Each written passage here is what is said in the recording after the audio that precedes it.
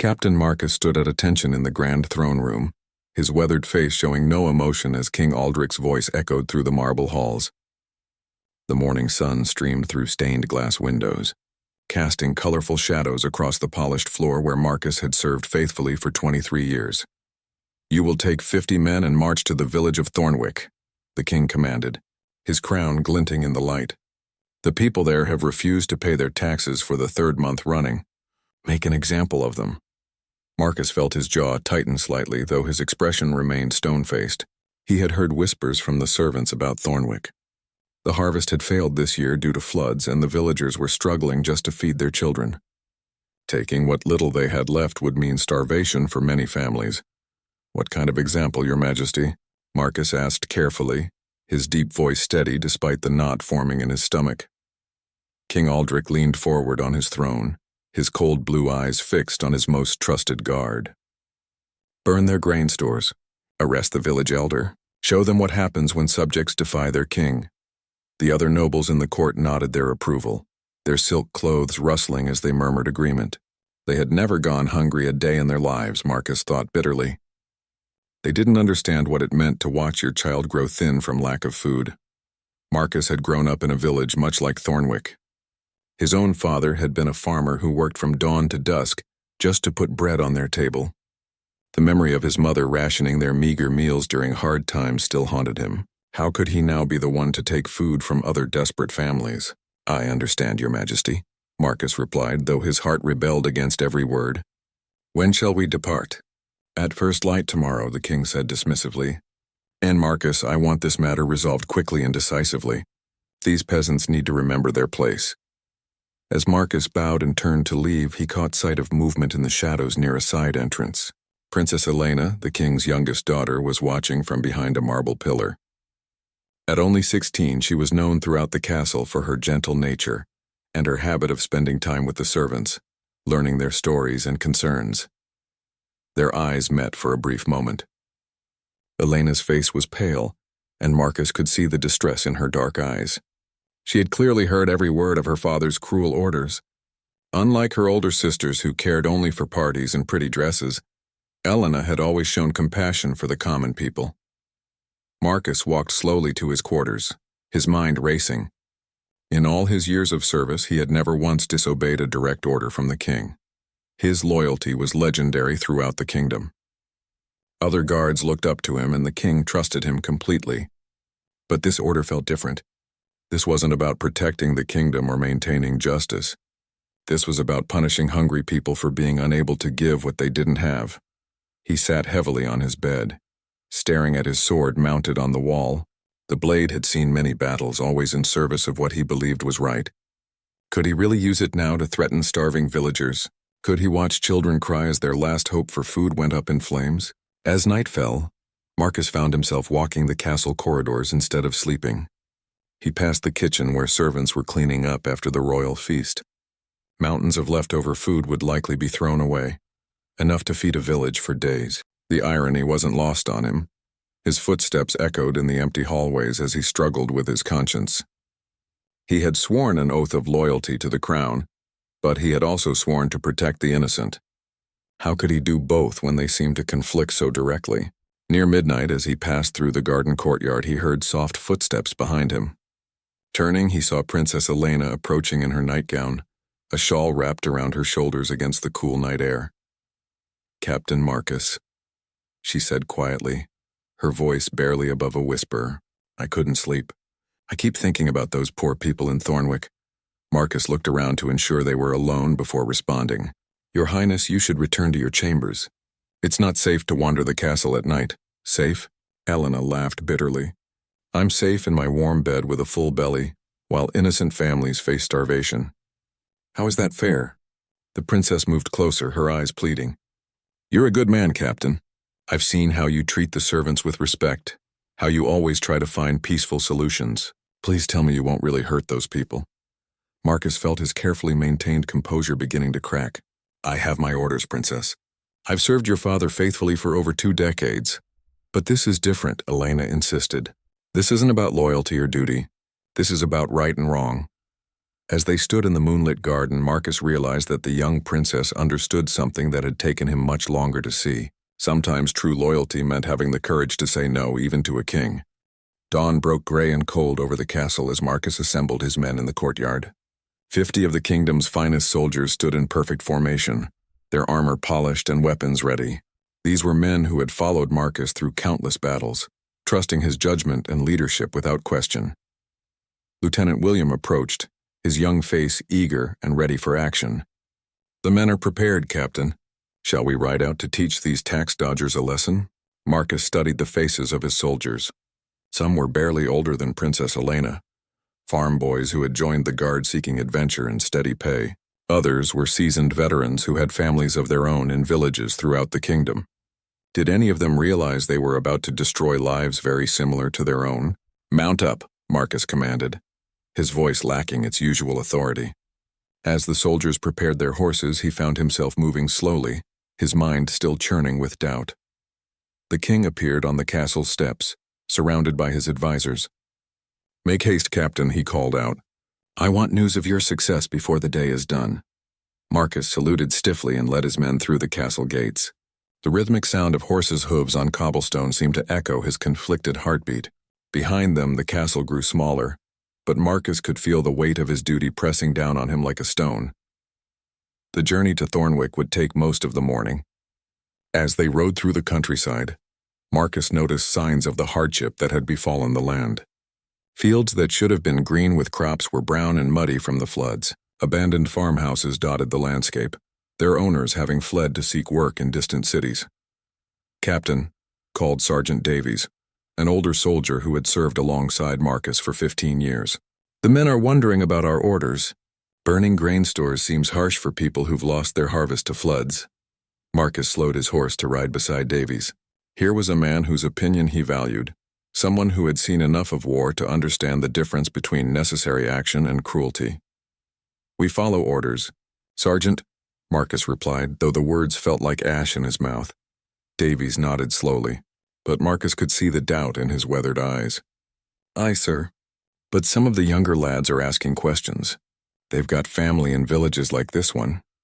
As if summoned by their conversation, young Thomas rode up on Marcus's other side. The boy was only 19, barely 2 years in the guard, and his face showed the confusion Marcus felt. "Captain, sir," Thomas began hesitantly, "my little sister lives in a village much like Thornwick. If soldiers came to burn what little food she had, I don't know what I'd do." Marcus felt something twist in his chest. These were good men, loyal soldiers who deserved better than to be made into instruments of oppression. They had signed up to protect the kingdom, not to terrorize its most vulnerable citizens. "Your job is to follow orders," Marcus said firmly, though he hated himself for the words. They crested a hill and Thornwick came into view below them. It was smaller than Marcus had expected, maybe 30 or 40 modest houses clustered around a central square. Smoke rose from chimneys where families were probably sharing meager breakfast portions, unaware of what was approaching. Marcus raised his hand to halt the column. From their vantage point, he could see children playing in the dusty streets, women hanging laundry, and men attempting to repair flood-damaged roofs. It looked peaceful, desperate, but not defiant. "Sir?" Lieutenant William asked. "Shall we proceed?" Marcus stared down at the village, his heart pounding. In a few minutes, he would ride down that hill and change these people's lives forever. Children would go hungry because of his actions. Families would suffer because he chose duty over conscience. He thought of Princess Elena's words from the night before. "This isn't about loyalty or duty. This is about right and wrong." The young princess had seen clearly what he had been trying to ignore. "Captain," Davies prompted gently. "The men are waiting for orders." Marcus closed his eyes briefly, feeling the weight of 23 years of faithful service. He had never disobeyed a direct command. His reputation, his honor, his very identity was built on absolute loyalty to the crown. But as he looked down at Thornwick, he realized that some things mattered more than reputation. "Form up the men," he finally said, his voice hoarse, "but we approach peacefully. No weapons drawn unless absolutely necessary." William looked confused. "Sir, the king's orders were quite specific about making an example." Marcus turned in his saddle to face his lieutenant. "The king's orders will be followed, William. But we'll do this properly, not like common bandits." As they rode down toward Thornwick, Marcus prayed that he would find the courage to do what was right, even if it meant sacrificing everything he had worked for. Behind him, 50 soldiers followed their captain toward a moment that would test not just his loyalty but his very soul. The first villagers spotted them and began shouting warnings. Doors slammed shut and Marcus could see faces peering fearfully from windows. These people had clearly been expecting trouble, and now it had arrived in the form of royal guards under his command. The village square fell silent as Marcus and his men entered Thornwick. Doors remained shut, but Marcus could feel dozens of eyes watching from behind curtains and through cracks in shutters. The only sounds were the nervous snorting of horses and the jingle of armor as his soldiers shifted uneasily in their saddles. An elderly man emerged from the largest building, which Marcus assumed was the village hall. The man's clothes were patched and worn, but he carried himself with dignity despite the obvious fear in his eyes. This had to be Elder Jonathan, the village leader the king wanted arrested. "I am Elder Jonathan of Thornwick," the old man announced, his voice steady, despite his hands trembling slightly. "I assume you've come about the taxes." Marcus dismounted slowly, aware that his every movement was being watched by both his soldiers and the hidden villagers. "I am Captain Marcus of the Royal Guard. By order of King Aldrich, you and your village are in violation of royal decree." "We know our situation, Captain," Jonathan replied with quiet dignity. "We've sent messages to the castle explaining our circumstances. The floods destroyed our harvest. We have nothing left to give." As if to emphasize his words, a thin woman appeared in a doorway holding a small child who looked far too pale and thin. The sight hit Marcus like a physical blow. The child couldn't have been more than 5 years old, with hollow cheeks and large, frightened eyes. Lieutenant William urged his horse forward, his hand resting on his sword hilt. "Captain, shall we proceed with securing the grain stores?" Marcus felt his men's eyes upon him. They were waiting for him to give the order that would condemn these people to starvation. Some of the younger soldiers looked as uncomfortable as he felt, while others maintained the blank expressions of men trained to follow orders without question. "Elder Jonathan," Marcus said, struggling to keep his voice official, "the king requires immediate payment of 3 months' taxes, plus penalties for late payment. If you cannot pay, we are authorized to take equivalent value in goods and to arrest you as an example to other villages." More villagers began to appear, drawn by the sound of voices despite their fear. Marcus saw farmers with calloused hands, women clutching their children, and elderly people who looked like they hadn't had a proper meal in weeks. These weren't rebels or criminals. They were simply people caught in circumstances beyond their control. "Captain," Jonathan said, his voice growing stronger, "I've lived in this village for 73 years. I've seen good harvests and bad, but never anything like this year's floods. We lost everything. Our grain stores are empty except for seed corn we're saving to plant next spring. If you take that, we'll have nothing left to hope for." Sergeant Davies dismounted and approached Marcus. "Sir, permission to inspect the grain stores to verify their claims." Marcus nodded, grateful for the delay this would provide. As Davies and 2 other soldiers entered the village's storage building, Marcus found himself really looking at the people around him for the first time. A young mother stood in her doorway, holding a baby who was too quiet, too still. An old man leaned heavily on a walking stick, his ribs visible through his thin shirt. Children peeked out from behind their parents, their eyes wide with the kind of hunger Marcus remembered from his own childhood. Davies emerged from the storage building, his face grim. He approached Marcus and spoke quietly. "Captain, there's almost nothing in there. Maybe enough grain to last 2 weeks if they're careful, and some seed corn that looks like it's their only hope for next year's planting." The reality of the situation crashed over Marcus like a cold wave. These people weren't refusing to pay taxes out of defiance or greed. They literally had nothing to give. Taking what little they had would be a death sentence for some of them. "Sir?" William asked impatiently. "Your orders?"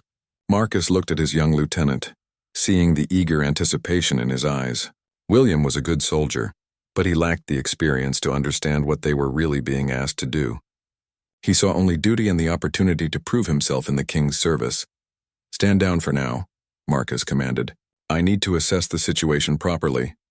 He walked closer to Elder Jonathan, lowering his voice so his words wouldn't carry to his men. "Is what you're telling me true? You really have nothing left?" Jonathan's eyes filled with tears, but his voice remained steady. Captain, I would give you my own life if it would satisfy the king's demands and spare my people. We are loyal subjects who have always paid our taxes faithfully. This year, the floods took everything. We've already sold our livestock, our tools, anything of value.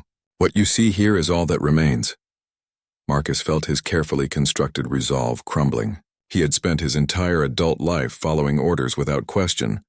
But this wasn't about military strategy or defending the kingdom. This was about punishing people whose only crime was being victims of natural disaster. Captain Marcus, came a small voice from behind him. He turned to see a little girl, perhaps 7 years old, tugging on his cloak. She was painfully thin, her dress too large for her small frame. "My mama says you're here to take our food," she said with the heartbreaking honesty of a child. "But we don't have very much. Could you maybe leave us just a little bit? I promise we'll try to find more coins somehow." Marcus knelt down to her level, feeling his throat tighten.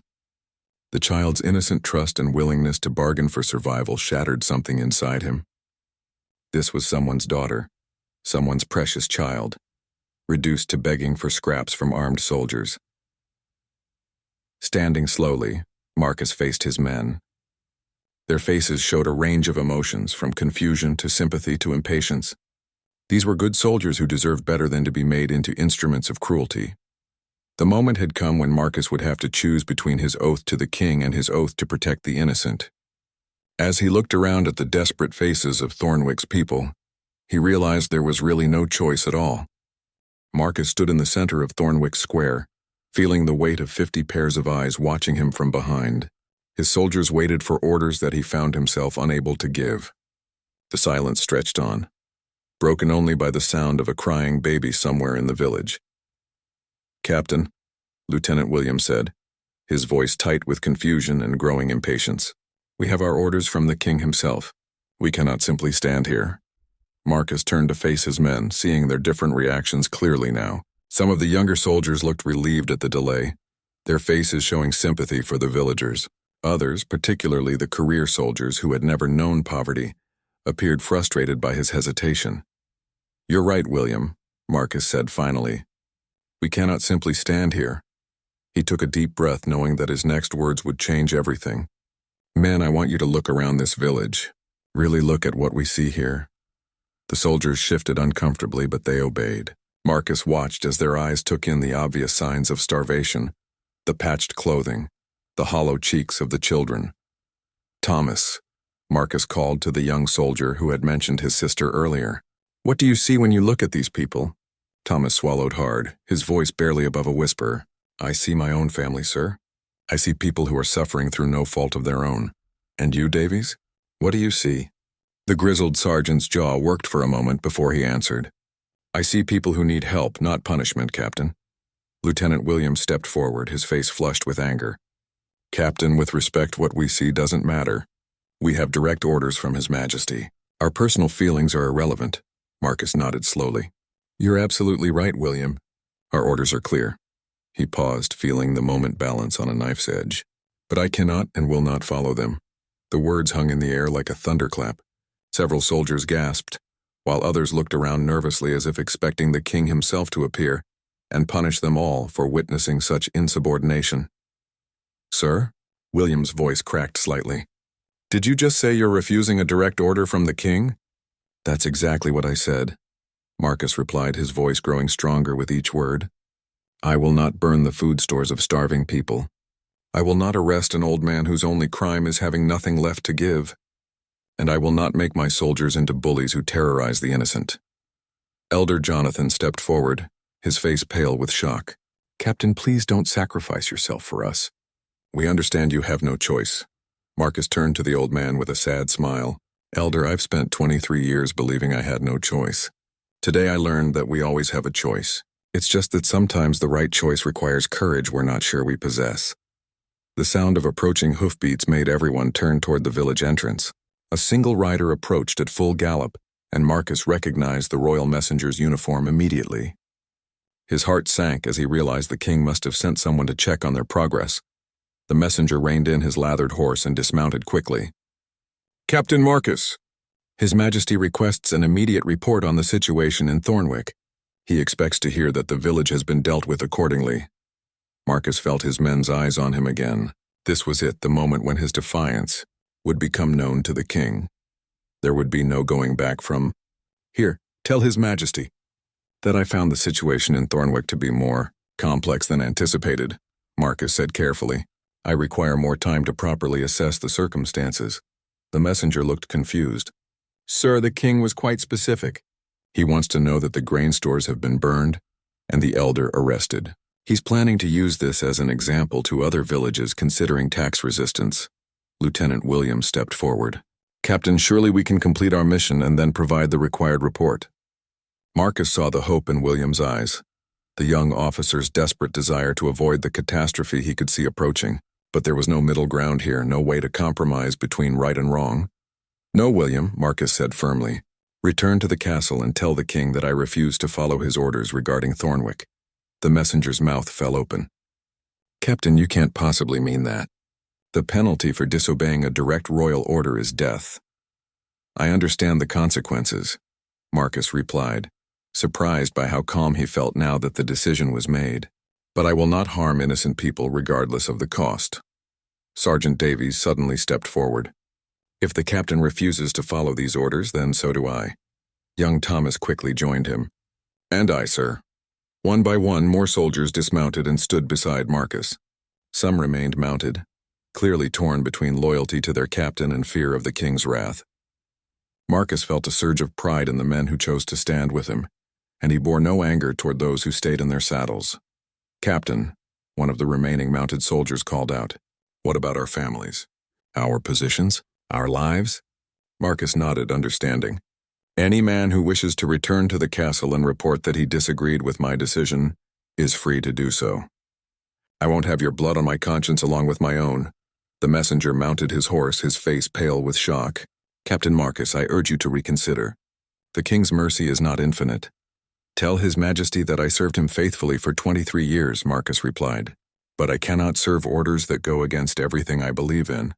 If that makes me a traitor, then so be it." As the messenger rode away to carry word of Marcus's defiance back to the castle, the captain looked around at the villagers who had witnessed this unprecedented scene. Their faces showed a mixture of gratitude, fear, and disbelief. Marcus knew that his act of defiance had bought Thornwick only temporary safety. The king would send other soldiers, ones who might not hesitate to follow orders. But for now, these people would keep their meager food stores and their freedom. The castle was in chaos when the messenger arrived with news of Marcus's defiance. King Aldrich's roar of rage could be heard throughout the great hall as nobles and servants alike scattered to avoid his wrath. The throne room echoed with the sound of his fist striking the marble armrest of his chair. "Impossible," the king bellowed, his face red with fury. "Marcus has served me faithfully for over 2 decades. He would never dare disobey a direct order." The trembling messenger knelt before the throne, barely able to speak. "Your Majesty, I saw it with my own eyes. Captain Marcus refused to burn the grain stores or arrest the elder. He said he would not harm innocent people regardless of the cost." Princess Elena stood in the shadows near the back of the throne room, having rushed there when she heard the commotion. Her heart pounded as she listened to the messenger's report. Marcus had actually done it.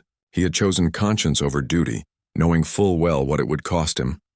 "How many men stood with him?" the king demanded. "Perhaps 20, Your Majesty.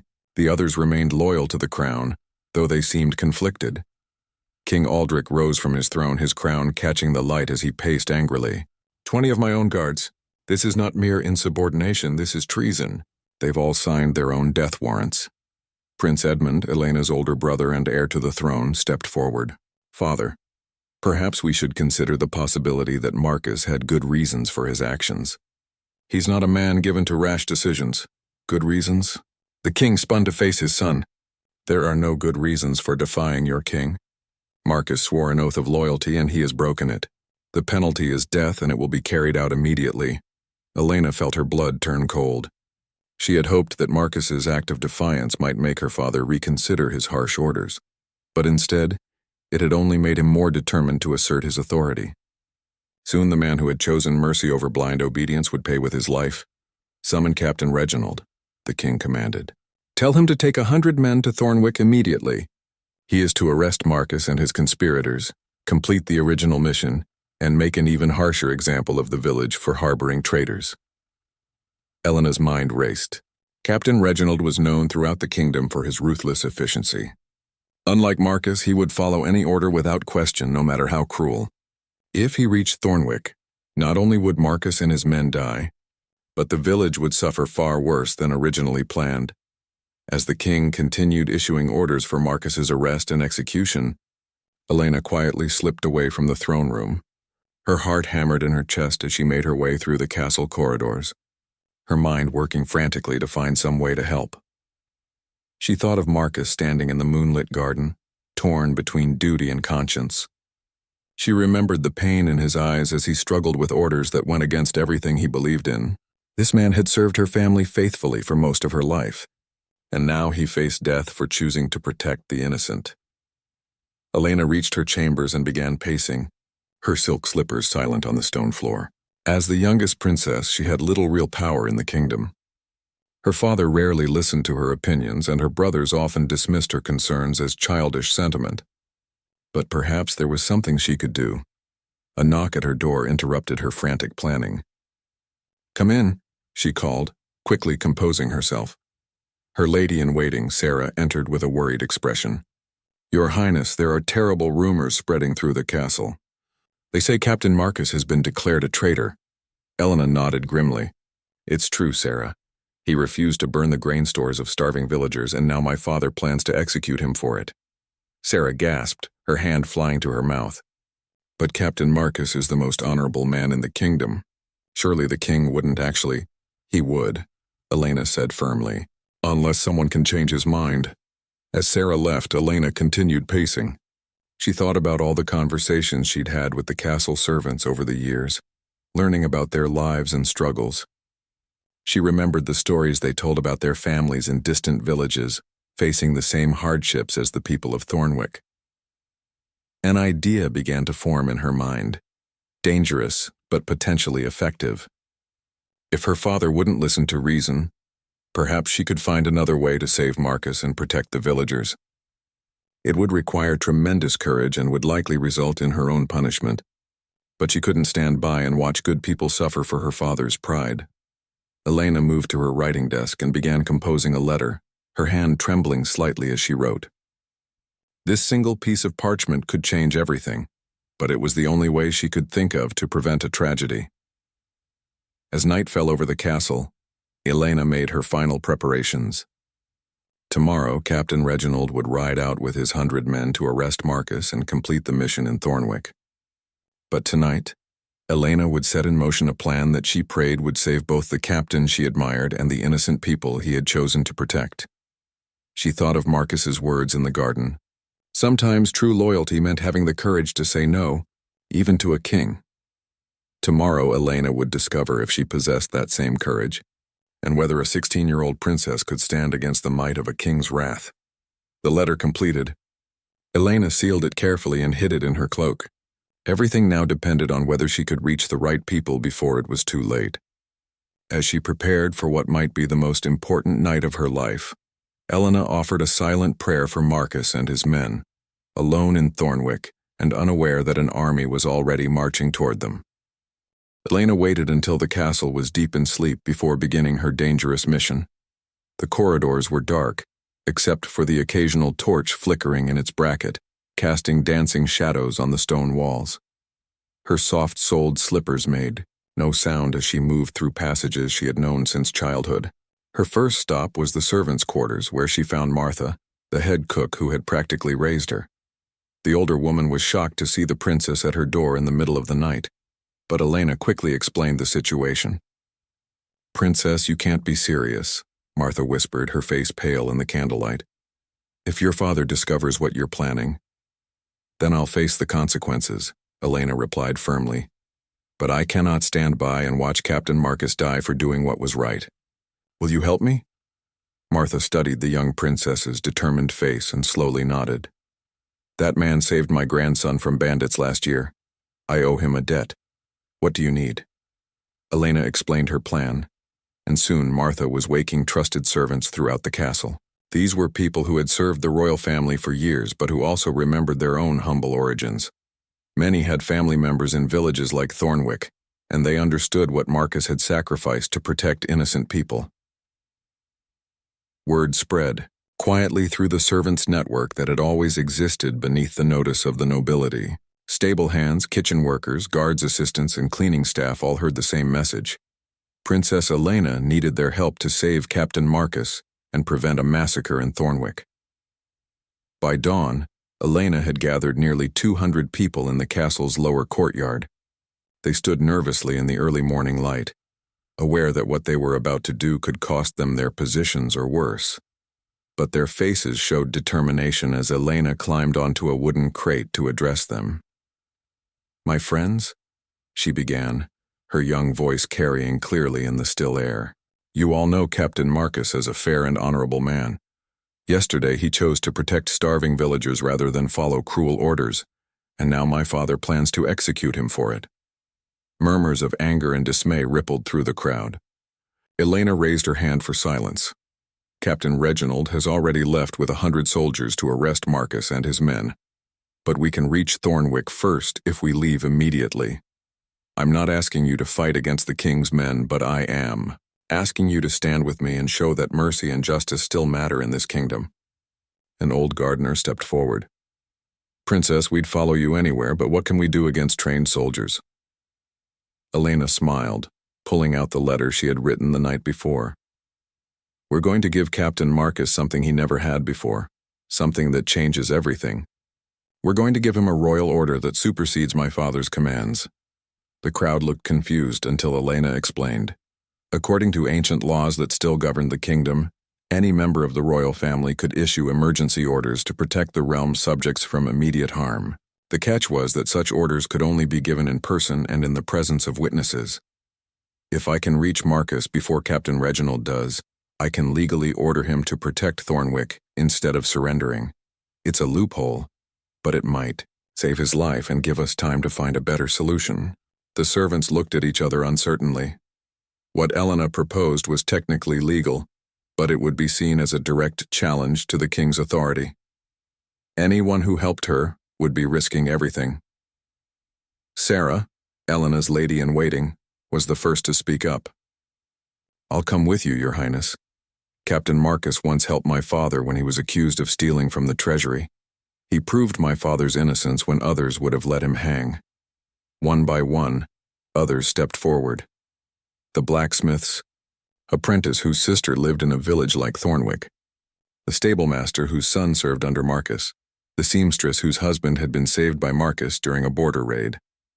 Each had a personal reason to help, but all were united by their belief that what Elena proposed was right. They worked quickly to prepare for the journey. Horses were saddled, supplies gathered, and the fastest riders chosen to carry Elena's message. The princess herself would ride with the main group, protected by loyal servants who had volunteered to act as her guards. As they prepared to leave, Prince Edmund appeared in the courtyard. Elena's heart sank, thinking her brother had come to stop her, but instead he approached with a small group of young nobles. "Elena," he said quietly, "what you're doing is incredibly brave, but also incredibly dangerous. Father will be furious when he discovers you've left."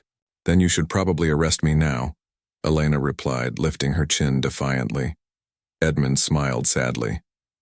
"I would, if I thought Father's orders were just. But Marcus has served our family faithfully for over 20 years. He deserves better than this." He gestured to the nobles behind him. "We can't openly defy Father, but we can delay Captain Reginald's departure by creating various bureaucratic complications. It might give you the time you need." Elena felt tears of gratitude prick her eyes. "Thank you, Edmund. Just be careful, little sister. And remember, if this goes badly, I'll do everything I can to protect you from Father's wrath." As the sun climbed higher, Elena's unlikely rescue party rode out from the castle. Behind them, Prince Edmund and his allies began the delicate work of slowing Captain Reginald's mission, without appearing to directly disobey the king.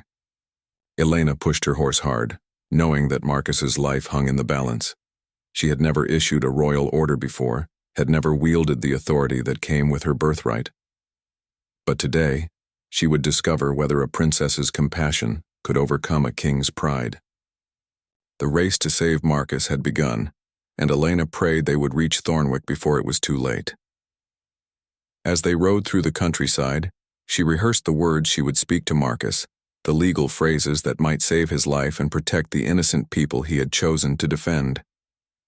Marcus stood watch at the edge of Thornwick, his eyes scanning the horizon for signs of the king's response to his defiance. He knew it would come soon. Kings did not tolerate disobedience, especially not from their most trusted captains. Behind him, the village continued its daily routine, though he could feel the tension in the air. Sergeant Davies approached, his weathered face grave. "Captain, the men are asking what we should do when the king's soldiers arrive. Do we fight? Do we surrender?" Marcus had been wrestling with the same question all night. "We surrender, Davies. I won't have these good men die for my choice. This is my responsibility, not theirs. With respect, sir, that's not how the men see it. They chose to stand with you knowing the consequences." Before Marcus could respond, young Thomas came running from the village square, his face flushed with excitement. "Captain, a large group approaches from the east, but they're not wearing royal colors." Marcus hurried to a better vantage point and felt his heart stop. Racing toward Thornwick was Princess Elena, leading what appeared to be half the castle's servants. Dust clouds marked their rapid approach, and even from a distance, Marcus could see the determination on their faces. "What in the Seven Kingdom?" Davies muttered beside him. Elena's horse thundered into the village square, followed closely by Martha the cook, Sarah the lady-in-waiting, and dozens of other servants Marcus recognized. The princess dismounted quickly, her traveling dress dusty from the hard ride. Her dark hair escaped from its careful arrangement. "Captain Marcus," she called out, her voice carrying across the square. "I bring urgent orders from the royal family." Marcus approached slowly, confused by this unexpected turn of events. "Your Highness, you shouldn't be here. It's not safe." Elena smiled, though her eyes showed the strain of her desperate ride. "Captain, I'm exactly where I need to be." She pulled out the letter she had written, her hands trembling slightly as she unfolded it. "By the ancient laws of this kingdom, I, Princess Elena of House Aldrich, invoke my right to issue emergency orders for the protection of the realm's subjects." Her young voice carried clearly across the square, where both Marcus's men and the villagers had gathered to watch this extraordinary scene. Marcus stared at her in shock. "Princess, what are you doing?" "I am ordering you, Captain Marcus, to protect the village of Thornwick and its people from all threats, foreign and domestic." Elena's voice grew stronger with each word. "You are commanded to ensure no harm comes to these innocent people, and to use all necessary means to guarantee their safety." The implications of her words hit Marcus like a thunderbolt. By invoking the ancient protection laws, Elena was giving him legal authority that superseded even the king's orders. It was a loophole that had rarely been used in the kingdom's history, but it was binding nonetheless. "Your Highness," Marcus said carefully, "do you understand what you're doing? Your father will consider this an act of rebellion." Elena's chin lifted defiantly. "My father considers mercy and justice to be rebellion. If protecting innocent people makes me a rebel, then I accept that title gladly." Martha stepped forward, along with many of the servants who had made the journey. "Captain, we all witnessed the princess's order. It's legal and binding under the old laws." As if summoned by their conversation, the sound of approaching horses filled the air. Captain Reginald appeared on the horizon with his 100 soldiers, riding hard toward Thornwick. Marcus felt his stomach clench as he realized the confrontation he had hoped to avoid was now inevitable. "Princess," he said urgently, "you need to leave immediately. When Reginald arrives—" "I'm not going anywhere," Elena said firmly. "I gave you an order, Captain. Will you follow it?" Marcus looked at the young princess who had risked everything to save him and the people of Thornwick. Here was true nobility not based on birth or title, but on courage and compassion. For the first time since this crisis began, he smiled. "It would be my honor to follow your orders, Your Highness." Captain Reginald and his men thundered into the village square, their armor clanking and weapons gleaming in the afternoon sun. Reginald himself was a harsh man with cold eyes and a reputation for absolute obedience to authority. "Captain Marcus," Reginald called out as he dismounted, "by order of King Aldrich, you are under arrest for treason and insubordination." Marcus stepped forward calmly. "Captain Reginald, I am currently operating under direct orders from Princess Elena to protect this village and its people. Reginald's eyes widened as he noticed the princess for the first time. Your Highness, what are you doing here? Elena moved to stand beside Marcus, her small frame dwarfed by the armored soldiers around her, but her presence commanding attention nonetheless. Captain Reginald, I have issued lawful orders to Captain Marcus under the ancient protection statutes. He is bound to obey those orders above all others. But Princess, Reginald sputtered, the king's commands are superseded by emergency protection orders issued by a member of the royal family in the presence of witnesses, Elena finished. Unless you wish to violate the fundamental laws of our kingdom?